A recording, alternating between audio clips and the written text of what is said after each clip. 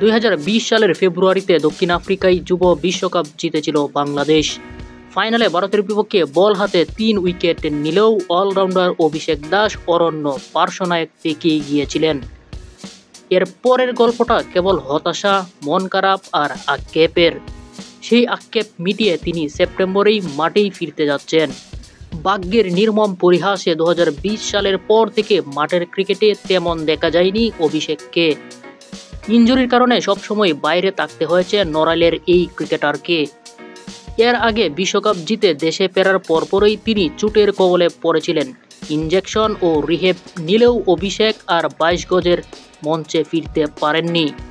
2021 সালে অভিষেককে উন্নত চিকিৎসার জন্য শুরুতে দুবাই নেওয়ার ভাবনা ছিল বাংলাদেশ ক্রিকেট বোর্ডের। তবে শেষ মুহূর্তে ভারতেই হয়েছিল অভিষেকের পিটির চিকিৎসা। সেবার ইনজেকশন নিয়েই দেশেই ফিরেছিলেন তিনি। 2020 সালের 9 ফেব্রুয়ারি ভারতের বিপক্ষে অনূর্ধ্ব-19 বিশ্বকাপের ফাইনালের পর দেশে ফিরে মার্চ মাসের 15 তারিখ একটি লিস্ট এ এর ম্যাচে অভিষেক খেলেছিলেন। পরে 2022 সালে শুধু ব্যাটার হিসেবে খেলেছিলেন ঢাকা প্রিমিয়ার লিগ অর্থাৎ ডিপিএলে। এরপর চোটের কারণে আর কোনো প্রতিযোগিতামূলক ক্রিকেটে খেলা হয়নি অভিষেকের। এখন মাঠের বাইরে রয়েছেন তিনি, একই সঙ্গে চালিয়ে যাচ্ছেন ফেরার লড়াইও। তবে অভিষেককে ঘিরে একটি সুসংবাদ মিলেছে।